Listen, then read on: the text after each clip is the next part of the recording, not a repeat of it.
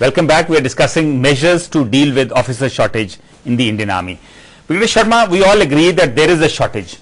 At the functional level, how does this translate into problems on a day-to-day level? See, I can give you my personal example where we were deployed in the Doda belt for elections in '95. I had to make do with a total of 9 officers. That's including myself, my medical officer, the adjutant, quartermaster, and I did away with the second in command because I thought we could, So they all must have been hard pressed. And they were all youngsters. Even my second in command was a guy with about 7 years of service. So fortunately, I had visualized that we are going to have a problem with officers and started leaning more and more on NCOs and JCOs and making them independent and accountable. So we managed this. But then you also got to cater for courses, you got to cater for rest and refit, the boy has to go on leave. How do you work your things around? It's Brigadier Sol, do you think now, Brigadier Sharma raised a very interesting point that a lot of officers are deputed on these courses. Are we overdoing this bit about courses and sending people on training? Yes. See, all these courses which has been planned, they have been planned about many years back. And in between, each armed service is having their own Class A and Class B institutions which are being run, their own courses are being run, then all armed courses are being run. There is a lot of duplication in the courses which is being run across the board. So that means we need to revisit some of these need to rehash the courses, revisit the courses, even the duration of courses. Right, Brigadier Sol, talking of this issue at another level, do you think enough is being done to attract the youth to the services by way of publicity, especially at the college level? I don't think enough is being done. There are NCC units, there is local scenic boards, there are other things. I don't think at the college level, with the number of institutions, number of colleges having come up in the last about 5-6 years, I think all the colleges need to be covered and faculties of chemistry, physics and engineering need to be utilized in the army. Brigadier Sharma, do you think, like in the United States, we need to use social networking sites like the Twitter or the Facebook to appeal to the youth? I think the United States and the Indian environment are unparalleled, or rather they are parallel. Okay. There is no meeting ground. In the United States, you find a soldier given so much of respect by the public, leave alone the government officials and things like that. If he's a soldier and he's in uniform or people know he's a soldier, well, he's a hero. Here in our country, I'm afraid the soldier is a third-rate guy. I'll give you my example, personal example. As a second lieutenant, when I wrote to a DC saying my so-and-so serving soldier requires cement or he needs an electric connection for a tube well, the DC in the early 70s, late 70s would reply personally that please direct the soldier to come and meet me any of these days when he's next on leave. And this boy went across with his application. It doesn't happen now, you mean? In Latur earthquake, in the Uttarkashi earthquake, and subsequently in the Gujarat earthquake, my troops suffered and they also deployed. And what did they get? Some of them came back saying, sir, we got 500 rupees and 2 CGI sheets. When I wrote back to the DC, I got no reply from both Uttarkashi as well as Latur. And then I had to write to the governor. Oh, it's very sad. General Pranag, I think the problem is equally serious in the Navy and the Air Force. I think Navy is short by about 2,000 officers, Air Force by 1,000 officers. In fact, the Air Force is short by about 400 to 500 pilots. Yes, and what you got to understand that tomorrow when there's a war, there will be a fiasco. We may still carry the day with valor, but not by professional competence.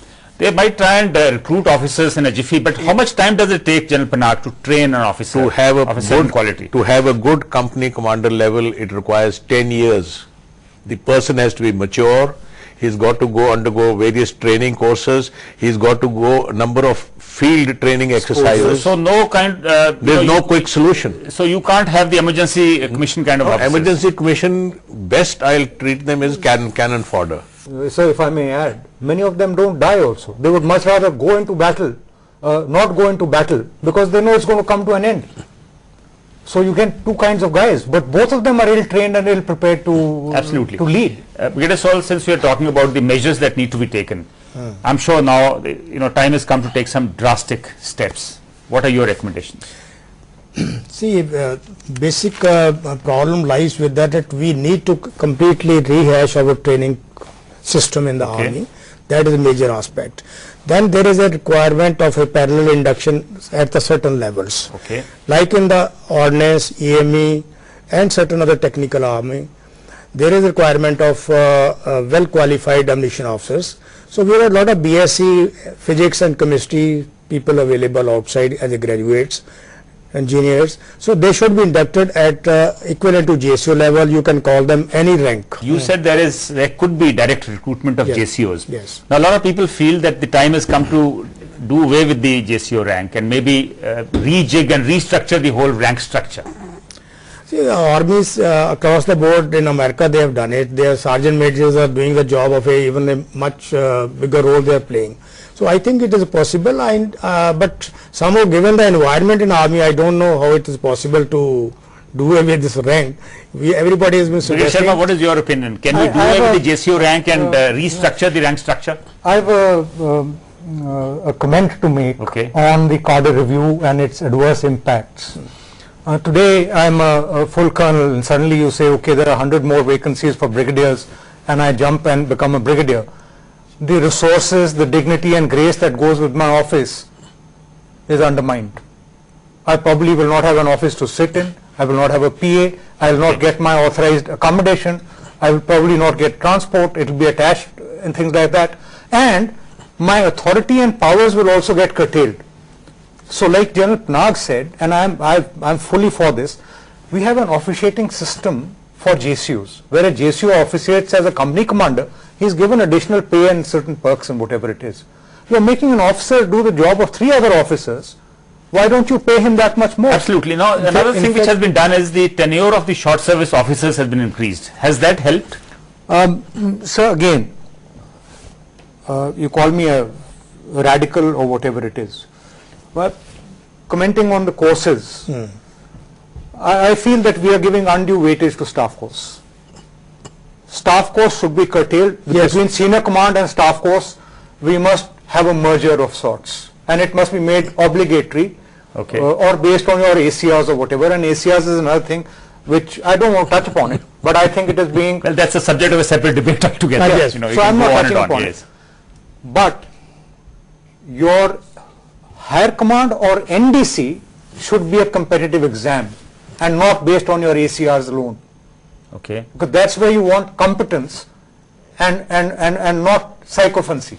The moment a fellow cannot complete his staff college or his higher command, whichever you made a competitive exam, he, she, they should be given the opportunity to sidestep into the BSF, the police, to IAS, wherever else. Well, that can happen only if the other services, or which means the MHA agrees on lateral induction. So we must have an equation. We can't be a third-rate army with everybody else being first-rate citizens. But MHA today is allowing army officers to appear to get into the IPS because there is a shortage of IPS officers. Very restricted, sir.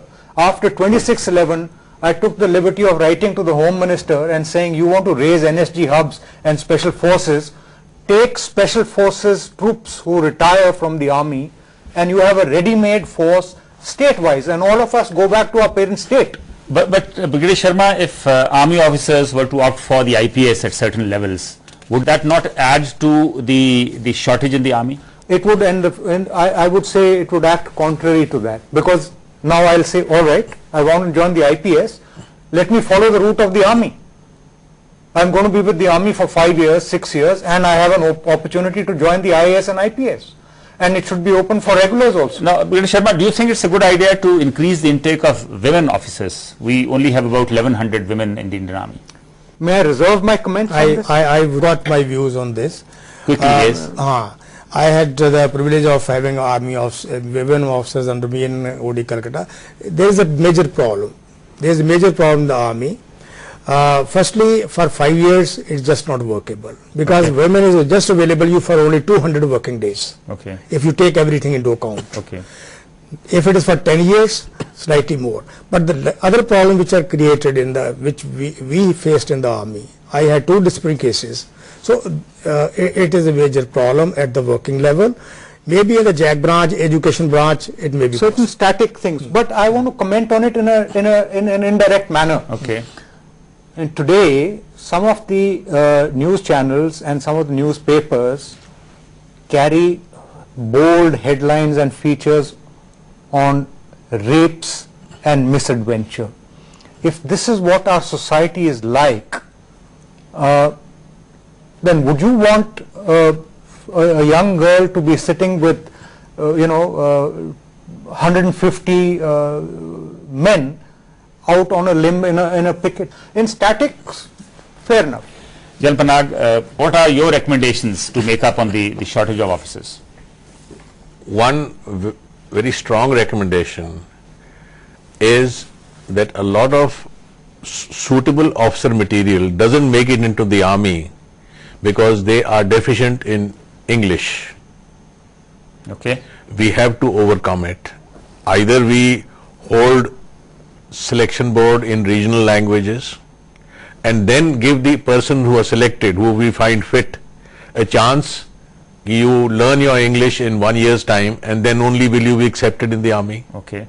Are you in favor of more short service officers? The proposal is to have 2 short service officers to 1 permanent commission officer. Yes, I think it's a very good idea, but they must have a short progression after while within service, and the absorption rate should be higher.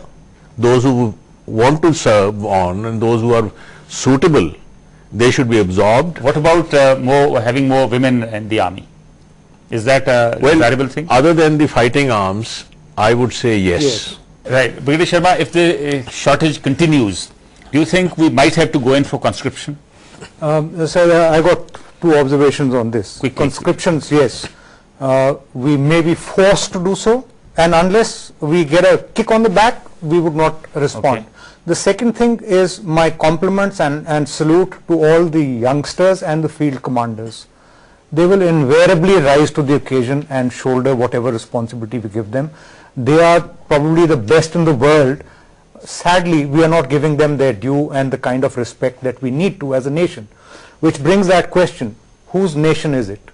And therefore, whose army is it? And who are we defending? Are we growing concurrently and parallelly to the national aspirations in the international arena? Or are we neglecting this angle of our strategic forces and the arm? And sort of, Right. off on our own. Last word from you. Do we need to induct the national ethos into the youth by compulsory military training? I think it is required. It's a must. need It is required, right. Thank you very much, gentlemen, for joining us in the discussion. Following media reports, efforts are on to plug the shortages of arms and ammunition in the defense services. Our panelists here feel the need for similar concern and steps to plug the shortage of officers in the Army's fighting units, which are facing an acute shortage. That is all in Defense Line today. Do write your feedback. Good luck and goodbye.